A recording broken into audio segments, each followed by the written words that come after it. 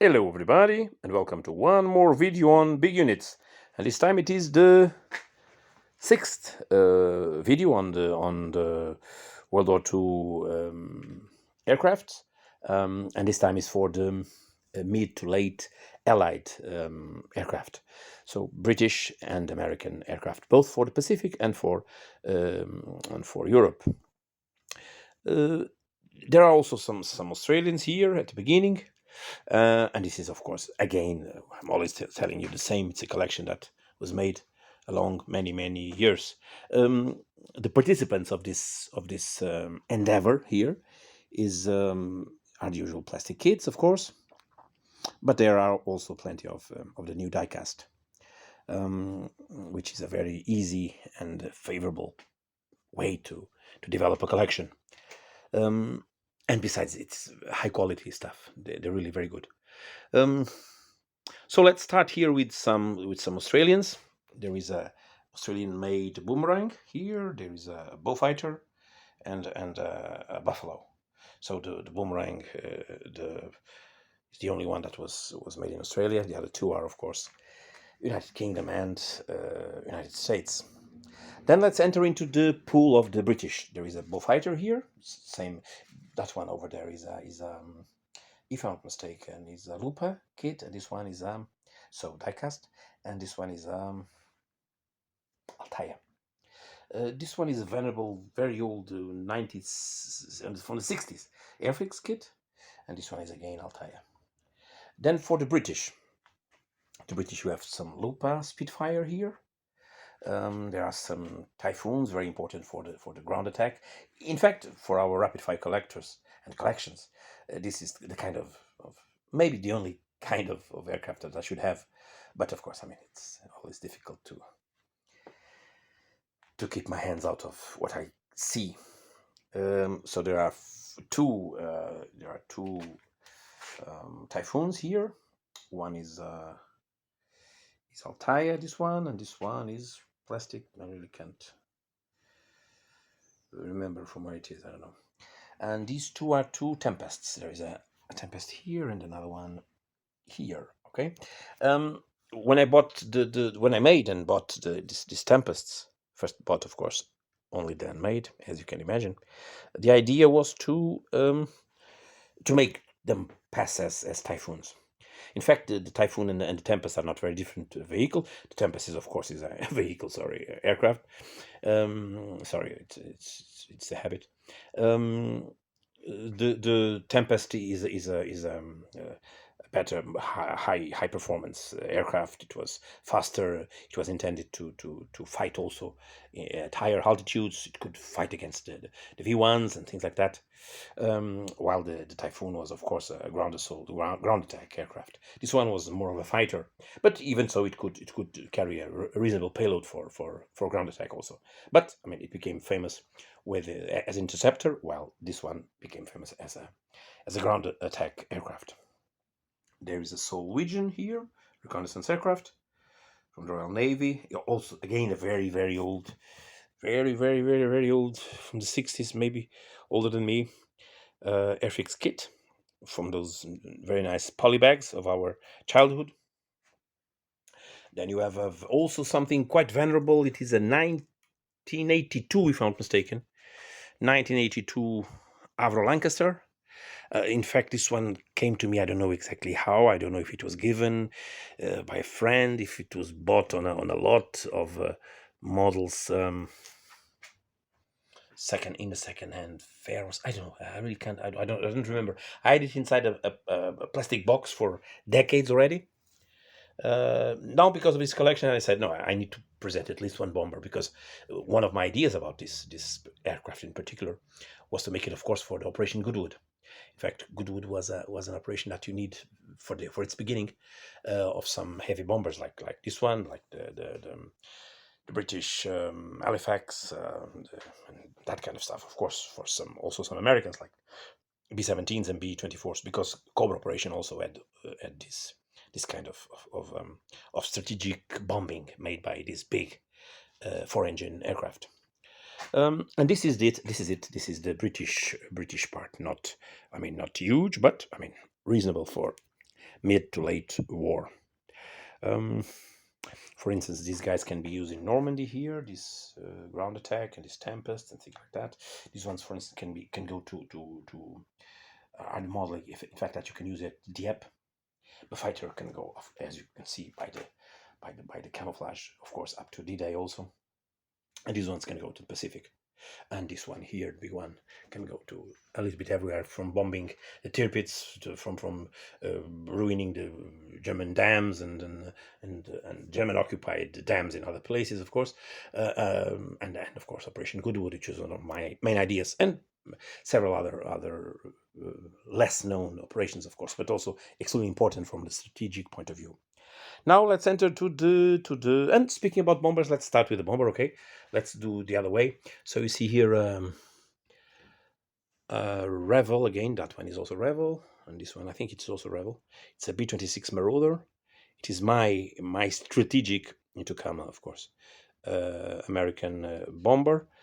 It is not, in fact, that strategic because it has only 2 engines, so it is not one of the big B-17s or B-24 Liberators, things like that. But even so, it was also used at Goodwood, so this is one of the reasons why he was bought and built. Then some Thunderbolts.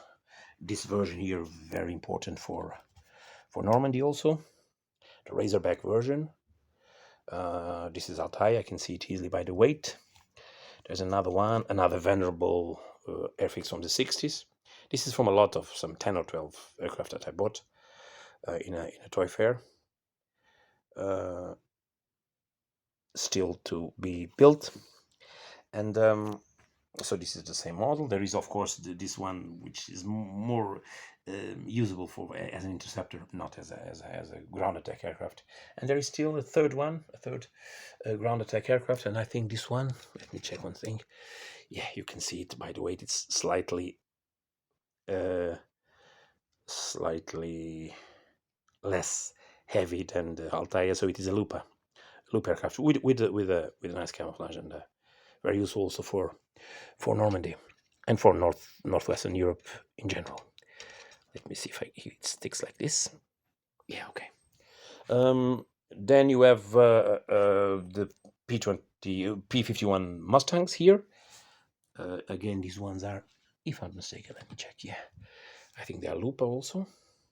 Yeah, they are exactly the same kits with Normandy D-Day markings here. I still didn't even change the numbers. They have the same, so they are clones, exact clones, and also very helpful for the ground assault role. And these ones are not. These ones it was my first attempt. Most of them are airfix, and this one here is Maestro diecast. All the other 4 are kits. These ones are, of course, interceptors, one of the best interceptors of World War II, but mostly used in the dogfight actions. So in terms of rapid fire and ground assault operations, not as useful as that. And we're almost at an end. Now let's enter to the Pacific and do the other way around in relation to the British. So you have a Kingfisher here. I think it is, if you look at airfix, you can recognize the figures. Then you have an Avengers. Is it an Avenger? Yeah, Avenger. I don't know exactly which is the brand. This is my in-flight mode Avenger. This is the almost 1 kilo of aircraft. This is the Altaya model to go on top of my bow class aircraft carrier. Then you have a Wildcat here, plastic kit. I don't know which brand. As I took out the models from the inside, sometimes I can recognize some of them by the models now with all the canopies painted. From the inside, I really can't tell you sometimes, or many times, which is the brand. And then there is a Corsair here, a very elegant model. And there is another one here. This one plastic again. I don't know which brand. Altaya here with the ready to go on top of the Bow class aircraft carrier. There is an SPD Dauntless here, and then finally there are two Hellcats, one in flight mode and another one ready to go on top of the aircraft carrier. And this is it. This is it. Not only this video, but this is the end of the 6 videos about aircraft in World War II. So it's a collection of around close to 200, something like that, 200 aircraft. A little bit too much, of course, many would say, and many will say, of course. But I mean, it is, one of the reasons for having this many. This is the fact of that I'm living in Portugal. Portugal is not a country for modeling. I mean, it is good because paint dry very quickly because it's very sunny country. But the problem is, of course, it is not a hobby that doesn't have a big implementation. It had, of course, when I was a kid, everybody was trying, but nowadays there is a big crisis about this hobby. A little bit everywhere in the world. I could see it recently in England also. But I mean, even so, there aren't many modeling shops, and when there are modeling shops, generally what you can find is aircraft. So you end up by piling up aircraft. I still have some. I have still this lot here to build. This is only aircraft. Still some 50 or so, or plenty others inside boxes and things like that, half built. So I mean, this is the reason why I make all these aircraft, and then I try always to have enough aircraft for whatever scenario that may occur. Even if we collect the aircraft that little by little are showing up on our rapid fire books and all those supplements, not only the ones made by masters, Colin and Richard, but also by other contributors. You'll have probably around 50 or more aircraft up to the moment. Of course, you don't have. You don't have 200, but okay. This is my megalomania speaking, of course.